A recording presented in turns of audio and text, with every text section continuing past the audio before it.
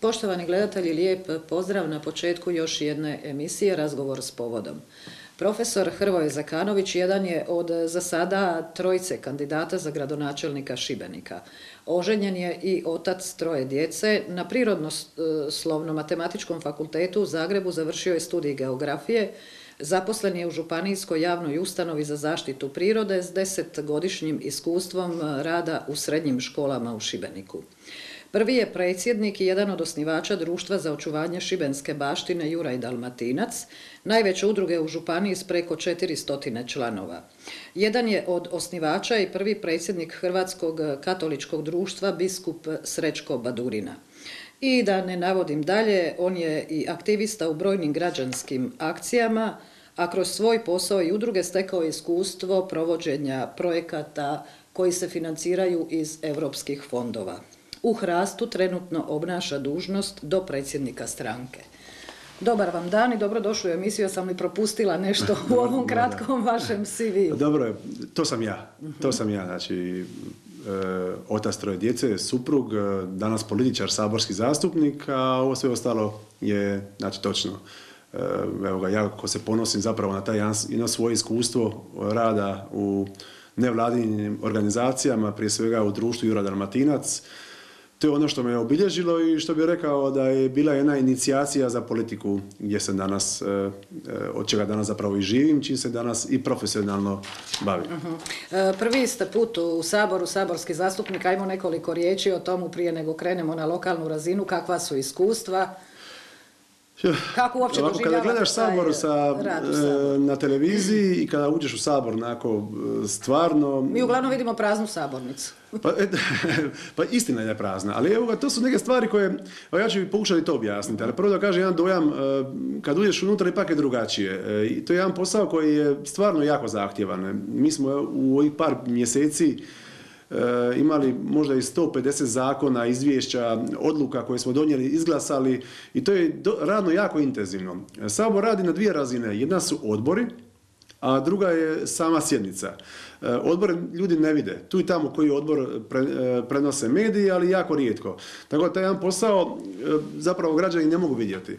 S druge strane, sabornica je ponekad, ili ja ću reći iskreno, najčešće nije puna.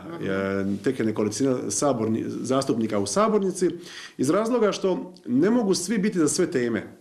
Ima zastupnika koji se vole javljati za sve teme, o svemu govoriti, ali činjenica je da svatko ne zna sve.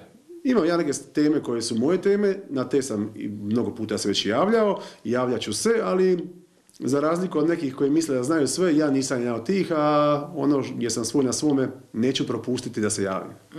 Idemo bi sada na našu lokalnu razinu. Znamo svi da nas u svibnju čekaju izbori.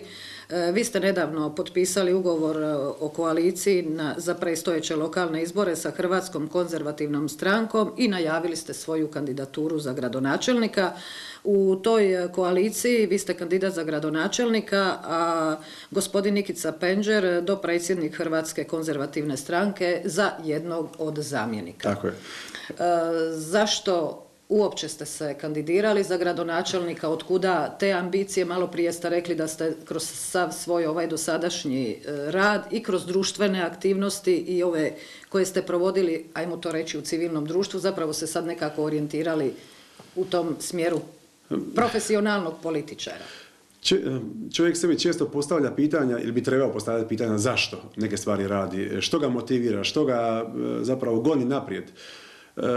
Činjenica da sam kroz nevladine udruge u kojima sam radio postigao nekakav maksimum. U jednom trenutku čovjek jednostavno vidi da neke stvari ne može mijenjati tim alatima.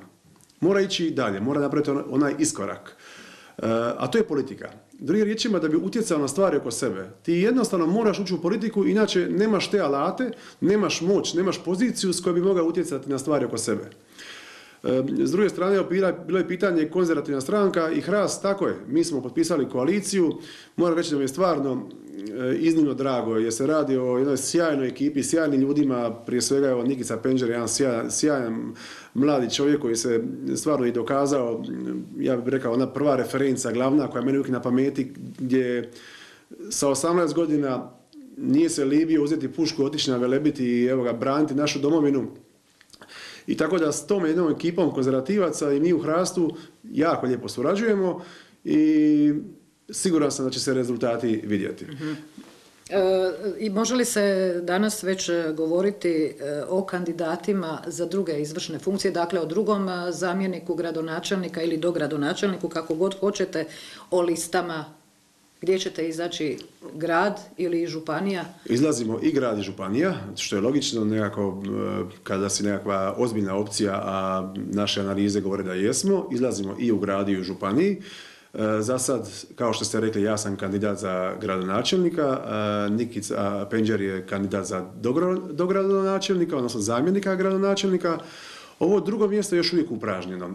Evo, ja ne bi večeras izlazio sa imenima i razgovaramo s nekoliko ozbiljnih kandidata. Ima jako mnogo interesa, ali želimo naći najbolju osobu koja će donijeti dodanu vrijednost cijeloj priči, odnosno koja će i sa svojim imenom i sa onim što ona je doprinijeti i izvornom uspjehu. Pretpostavljam da se razgovara i sa drugim političkim strankama. Je li vaše političko opredjeljenje, ajmo tako reći, ili platforma s kojom ćete izborna izaći, jer se može govoriti o centru, lijevom centru, desnom centru, koju ćete uopće poziciju tu uzimati? Ja bih rekao ovako, kad govorimo o lokalnim izborima, ljevica i desnica su irelevantni. Znači, to je irelevantno. A ono tko smo mi, tko je Nikica Penđer, tko je Hrvoje Zekanović, mi smo ljudi jasnog svjetonazora i svi nas prepoznaju po tome. Ne trebamo isticati u kojem smo dijelu političkog spektra. Neki drugi bježe od toga, mi ne trebamo bježati od toga gdje smo. Međutim, činjenica je da su lokalni izbori gdje su komunalne teme bitne. Izbori gdje je bitan menadžment ovog malog sustava ovog našeg grada. I želimo da svjetonazor, odnosno politička pozicija malo ljevije ili malo desnije, ne bude ono što je dominantno. Grad na prvom mjestu, jedno zajedništvo i kroz to zajedništvo grada i okolnog prostora napredak. Odnosno, sve za Šibenik. Tako je, upravo tako, sve za Šibenik. Je li to neka krilatica izborna ili je... Pa jedna od krilatica. Jedna od krilatica zajedno za grad, jedna od krilatica je sve za Šibenik i stvarno kad dođemo u poziciju, a ja vjerujem da ćemo postići jedan stvarno lijepi rezultat i vidjet će se što smo mislili pod tim sloganom. Naravno, sad kad ste već kandidat obznalili svoju kandidaturu, onda pretpostavljam da ima tu i pitanja ili tema koja vam nisu legla, ajmo uvjetno reći, od strane aktualne vlasti. Dakle, ima nešto što mislite da nije dobro, pa da biste vi sa svojom ekipom, ja ću to tako slobodno reći, učinili bolje.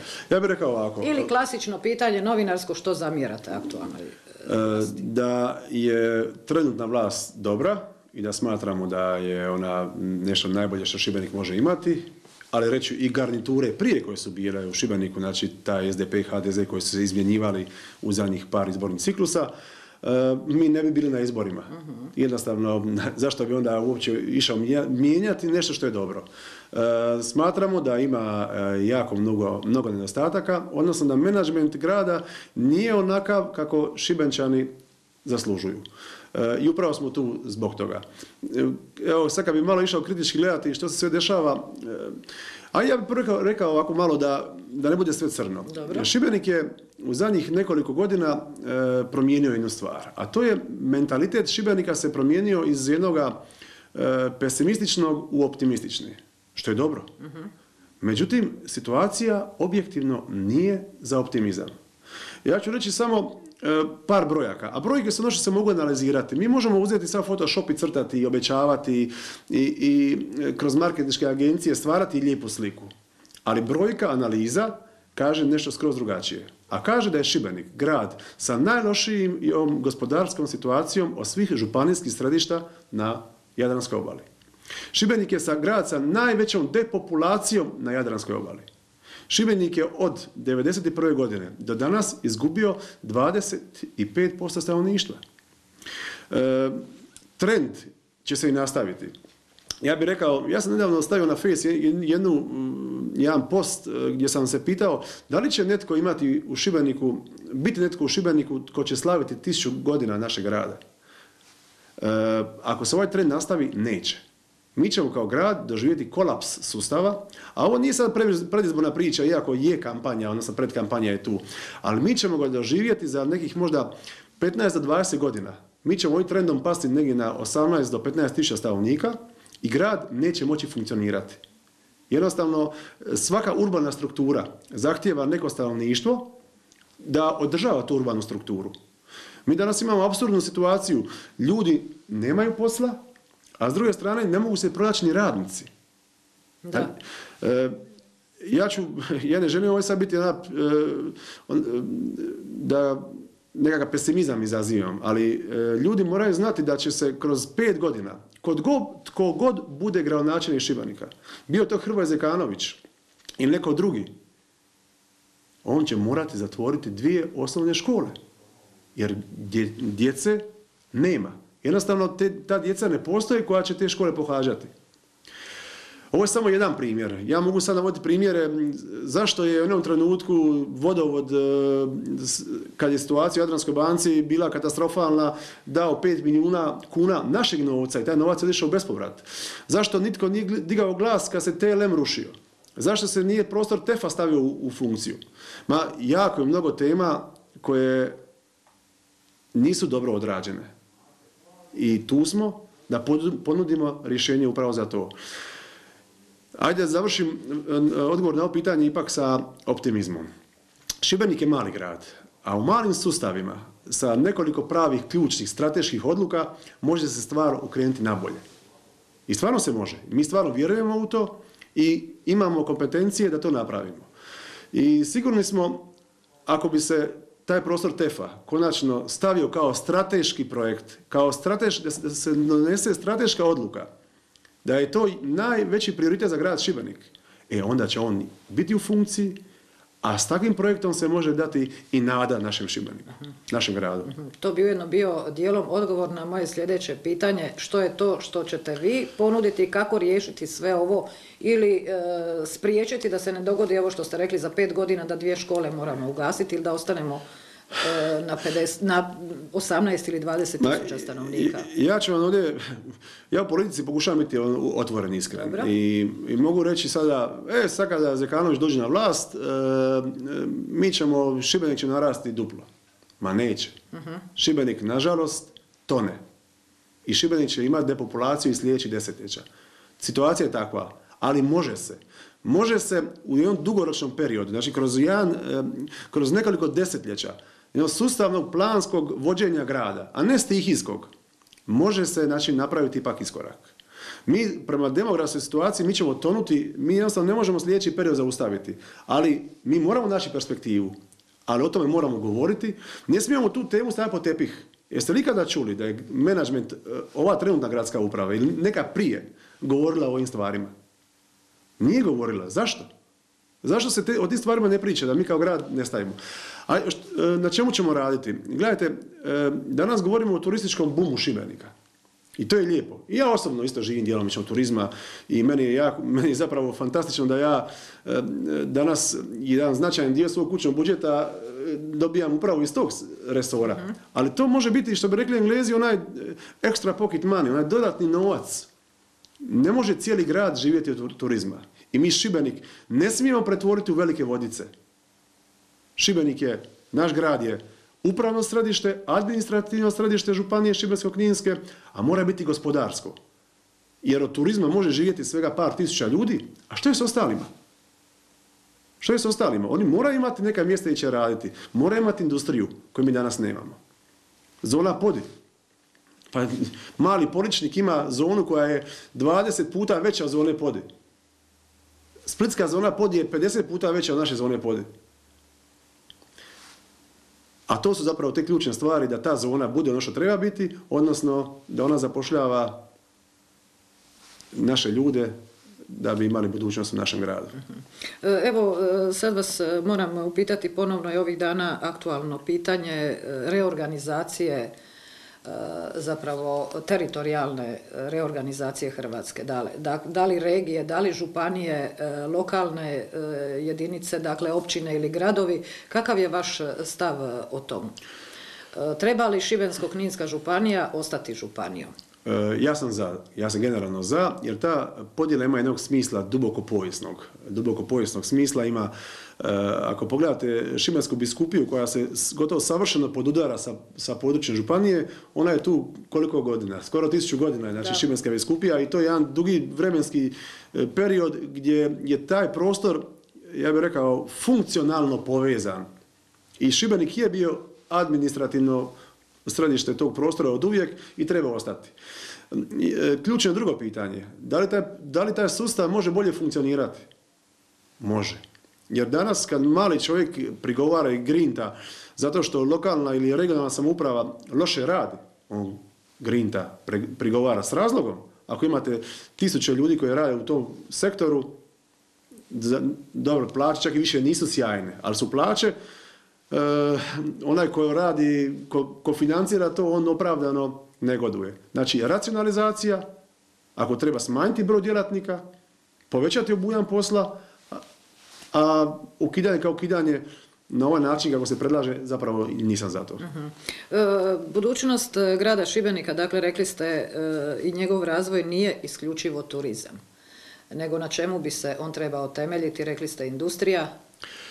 Koje je to, može li se govoriti, ne možemo više govoriti o velikom TLM-u kakav je nekada bio i na čemu se o tim socijalističkim poduzećima, SOUR-ima, UR-ima ili ne znam već kako je bilo. Dakle, na čemu temeljiti taj industrijski razvoj? Da li je to u pitanju reindustrializacija ili kako gledate na to? I tu ću biti objektivan.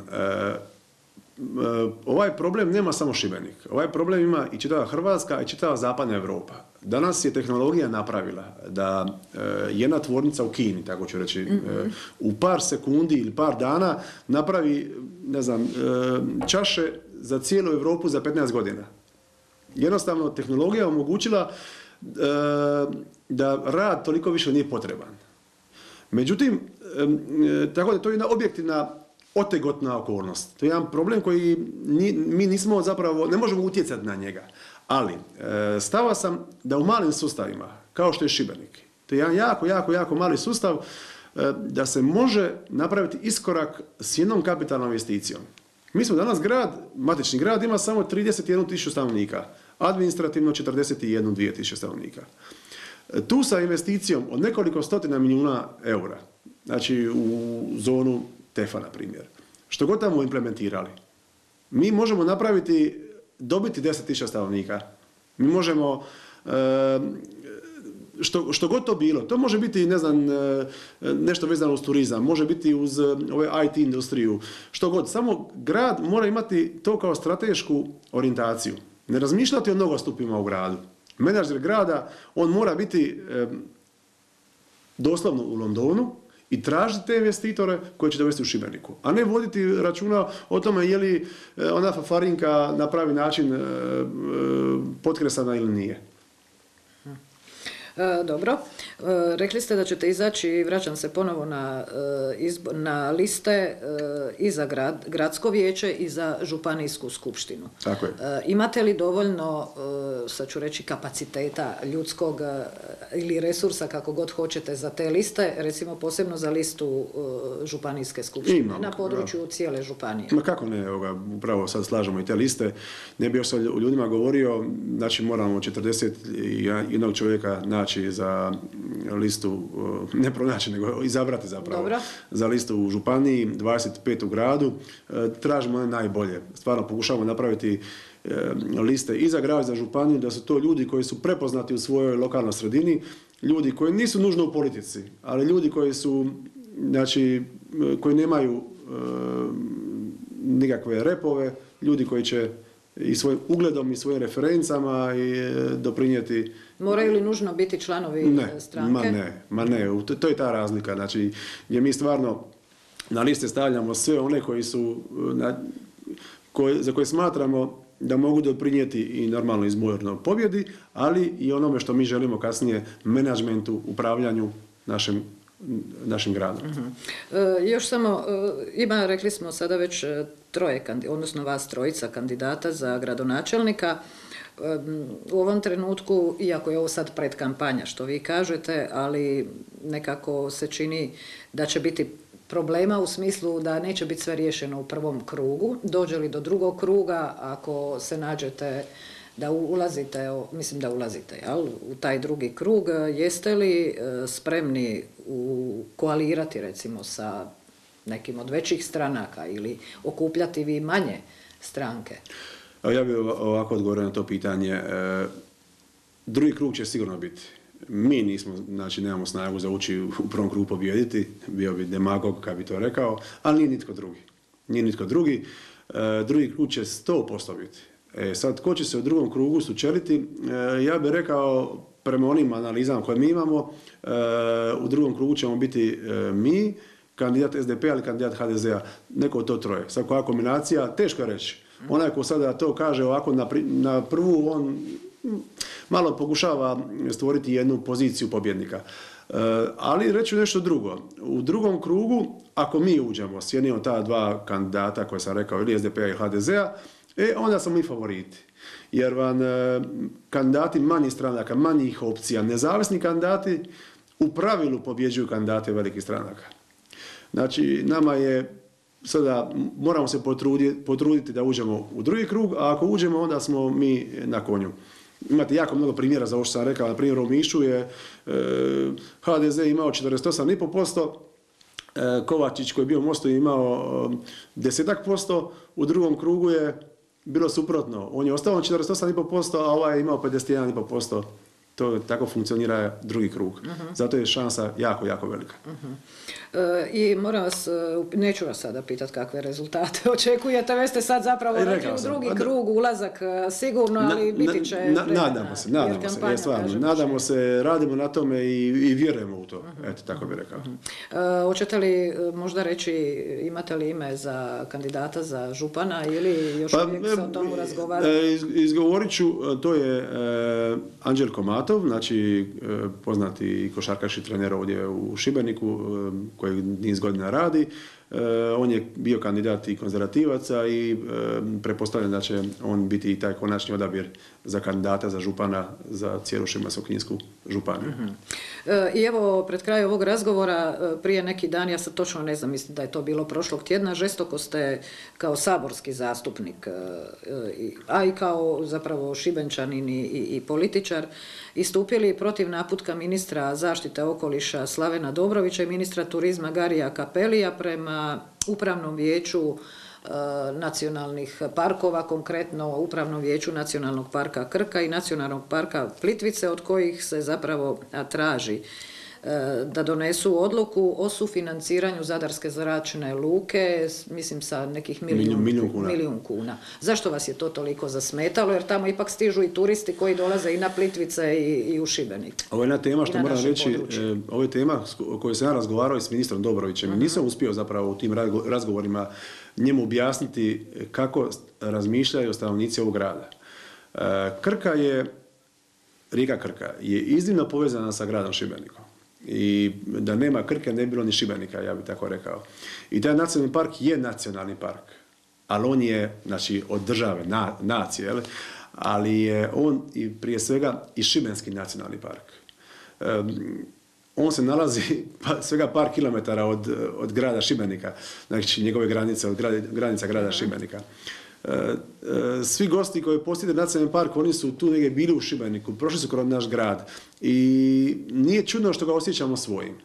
S druge strane, Zadarska zračna luka, ona je isključivo zadarska. Ona Šibenik nema nikakav benefit financijski, osim indirektno, koji ima i Zagreb, i Osijek, i Rijeka, i Split, i svi ostali gradovi u Hrvatskoj. Kad putnici slete u Zadar, ti ljudi idu, ko zna gdje oni idu. Ali ta zračna luka zapošljava 150 ljudi Zadrana, 0 Šibenčana. Ma nije 0 Šibenčana, 0 ljudi iz ovoga kraja općenito, iz naše županije, ljudi tamo ne rade. Prirez se plaća u Zadarskoj županiji. I stvarno nema smisla da novac kojim se moglo financirati šibenska kultura, šibenski sport, što se radilo do sada, neće se financirati jer novac ide za potrebe, naglasit ću, Zadarske zračne luke. I šta više, taj novac ne ide čak ni Zadarskoj zračnoj luci, nego ide turističkoj zajednici grada Zadra. Pa naša turistička zajednica dobije 1 milijun kuna za promidžbu, pa mi bi sigurno u gradu Šibeniku imali puno veći benefit, puno veću korist nego što bi imali nego što ćemo imati od te zračne luke. S druge strane, govorio sam već, taj Ryanair koji je zapravo predmet te donacije, odnosno financiranja, on će sutra otići u Split. Šta mi imamo s tim? Hoće on ići u Split ili Zadar? Nama u Šibeniku je sve svejedno. Neka turisti dolaze na Krku iz Splita. Eto, možda to je nekakav... Znači, to je po vama bi to zapravo bio uzalud bačeni novac, bez potrebe. Iz naše perspektive, da. Zadrani su se itekako naljutili na ovu moju izjavu. I strašno meni osobno prigovaraju kako mi ne želimo financirati njihovu zračnu luku.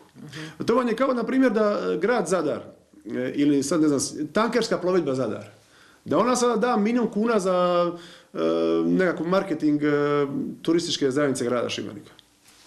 Ja sam za. Ali oni nisu za. Da. Znači, Krka je naša i to je poanta.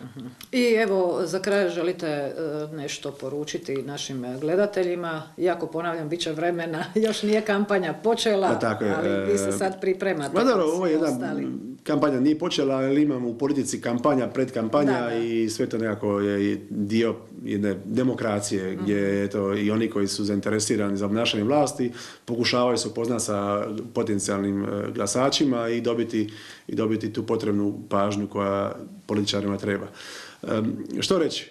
Evo, drago nam se dobio ovu priliku govoriti, siguran sam da će biti još prilike, nadam se da sam kroz ovaj razgovor građanima našega grada uspio dočarati, odnosno reći što to mi želimo, što mislimo napraviti i ukazati na neke probleme koji trenutno tu jesu.